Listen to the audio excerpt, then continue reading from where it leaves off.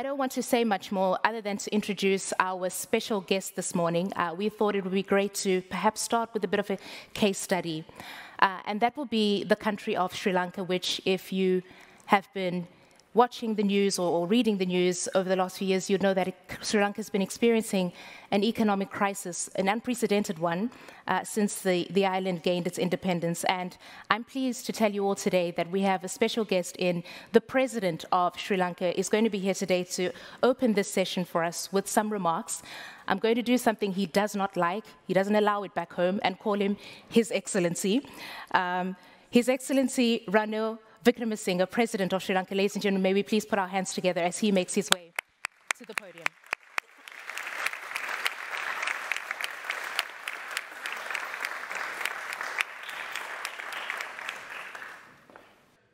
Madam Moderator, Excellencies, ladies and gentlemen, friends, I must begin by thanking Professor Roller, Chairman of the Berlin Global Dialogue, for inviting me to this inaugural session. Where the way I look at it, the global economy has many shocks since in the last 2 decades. Starting from 2008, we've gone through a series of the European debt crisis, then we've had the COVID-19 pandemic and the economic shocks that have come from it, the whole issue of funding for climate change, and the sovereign debt crisis. I don't think in any other period of modern history have we gone through this type of a crisis. And in all these instances, it's the developing economies and the global south that has suffered disproportionately. We are now faced with stubbornly high inflation in advanced economies, oil prices edging towards US $100 a barrel, and monetary tightening by the global central banks. One example is that Sri Lanka's exports to Europe has not increased at all this year, so far this year. That's an indication of how we are being affected as we try to recover from the crisis we face. The confluence of factors spells serious risk for many developing countries. In the global south, we are facing rising import costs, food, energy, insecurity, and the problems of our exports. The resulting balance of payment stress translates into a weaker economy for all of us. The difference between the advanced economies and the developing nations is that you all have all the buffers and reserves to deal with these shocks. We haven't. And it's from here that the sovereign debt crisis started. In this context, I think the world may be on the cusp of another crisis if corrective measures are not taken immediately. Many developing countries find themselves with large debt burdens. For example, IMF has no mechanism to face this new situation. When Sri Lanka declared bankruptcy, all foreign funding ceased. And that started the political crisis. If not for the help given by World Bank in regraduating Sri Lanka and the help given by my old friend Samantha Powers in funding us with fertilizers, the chances are that I would not be able to come here today. I would not have been in the position. It's so bad, and there's no way in which you can help any country which declares bankrupt. But in this case, especially, I am glad that Germany is doing its part as the largest culminative contributor to the Green Climate Fund. We have both the climate change mitigation and debt restructuring, both of which we have to handle with minimum funds available. The funding on the table is woefully inadequate to address the vast challenges at hand. So we haven't got any money, but we do have 100 billion with the IMF. Let's start with that money. 100 billion is better than nothing. Then let's see how we can raise the rest of it, because though I talk of Sri Lanka, I must say Africa's need, especially of the low-income countries, are far greater than ours. And the problems Africa faces need not be described by me, because I think there are enough representatives here. The developing countries require financing up to US 5.9 trillion to fulfill their nationally determined contributions. Then a further US 4 trillion annum for clean energy technology to achieve net zero emissions. Look at Sri Lanka's financing needs for our climate prosperity plan to succeed. We need 26.5 billion US dollars by 2030.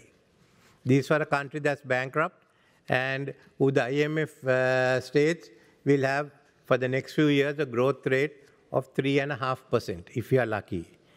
Here again, global coordination and leadership to resolve these challenges have simply not been sufficient to address the magnitude or the urgency of the problem.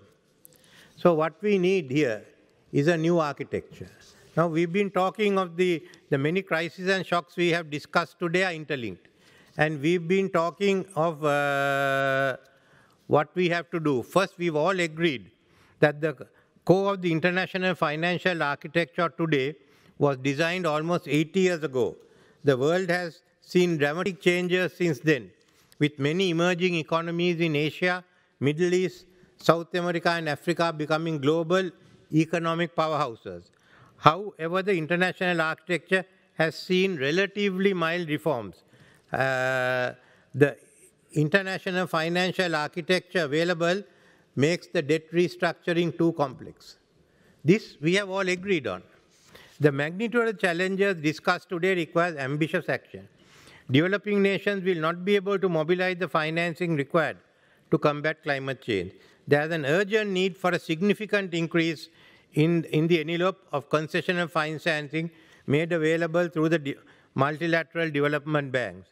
The MDB assets are considerable, can be deployed in risk mitigating instruments. Tax havens are still left out of this question. Why don't we bring them in the same sanctions we have applied to Russia?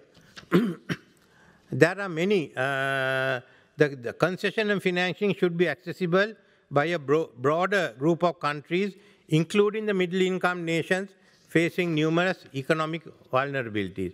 In the depth of Sri Lanka's economic crisis of 2022, even though the country was implementing robust IMF-supported reforms, the country could not access any new foreign concessional financing due to its situation or debt distress.